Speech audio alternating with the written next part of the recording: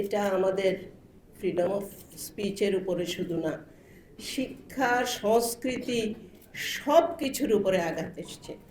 ছায়ানট কেন ভ্যান্ডালাইজ করা হলো, প্রশ্নটা রাখছি বর্তমান সরকারের কাছে।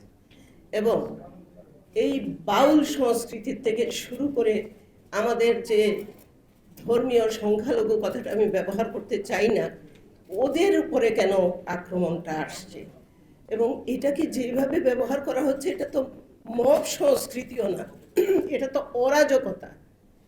কারা করছে, কেন করছে, তাদেরকে কি চিহ্নিত করা যায় না? এই জায়গাতে আমি বলবো। এবং শুরু হয়েছিল যখন থেকে, তখন যদি শক্ত হাতে এই সরকার ব্যবস্থা নিত, আমি এটা বলে শেষ করি। শুরু হয়েছে কিন্তু গত বছরের 20-21 আগস্ট।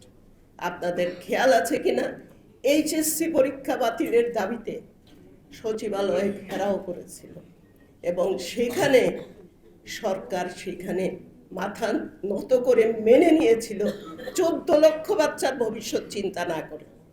200 শিক্ষার্থী গিয়ে আন্দোলন করেছে। তারপরে দেখলাম এই মবের রাজত্ব হয়ে গেছে বাংলাদেশ। একের পরে এক রাস্তাঘাটে আন্দোলন হচ্ছে, জনদুর্ভোগ হচ্ছে। এখন তো দেয়ালে পিঠ থেকে গেছে। প্রতিবাদ শুধু না, প্রতিরোধ করব আমরা। আমরা বৃহত্তর নাগরিক সমাজের একজন হিসেবে বলবো, আমরা আছি আপনাদের সাথে, সবাই মিলেই এটাকে প্রতিরোধ করতে হবে। অনেক ধন্যবাদ।